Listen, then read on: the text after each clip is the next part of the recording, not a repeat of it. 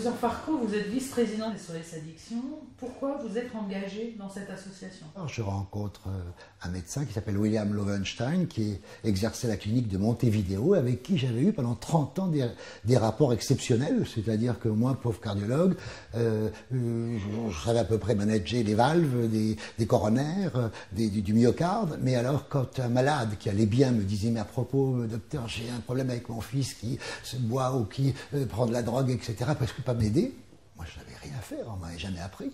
Par contre, j'appelais M. Lowenstein et je dois reconnaître que pendant des années, alors que j'ai été vraiment suspicious Welshman, je me suis rendu compte que régulièrement, je revoyais ces enfants plutôt bien, réinsérés, etc.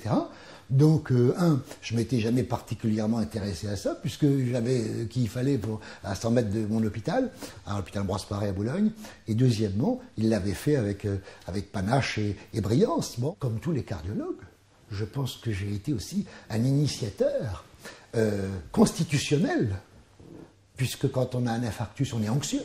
Quand on est anxieux et qu'on a eu un pontage, des stents, une valve changée, on sort de l'hôpital un peu anxieux.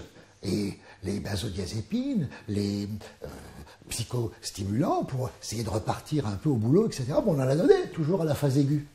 Donc nous avons probablement participé à créer des gens qui, grâce à ça, se sentaient beaucoup mieux, bien évidemment. Comme tous ceux qui font de l'abus de morphine ou d'autres sédatifs, n'est-ce pas? Ici, ils vous disent tous qu'au début, c'était ludique et c'était pour leur bien. Donc, je crois qu'il est essentiel, si on veut essayer d'aider, de pouvoir informer.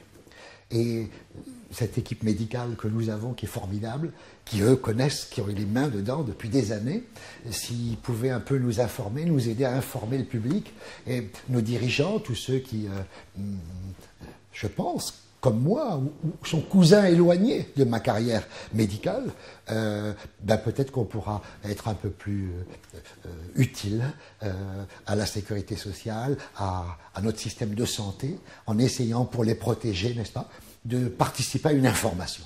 Aujourd'hui, il faut qu'on sache de quoi on parle, car je pense que quelqu'un qui prendrait énormément de cocaïne, énormément de morphine, probablement est aussi quelqu'un qu'on peut considérer comme un peu malade. Et peut-être qu'on peut les aider. Il faut déjà essayer de les comprendre.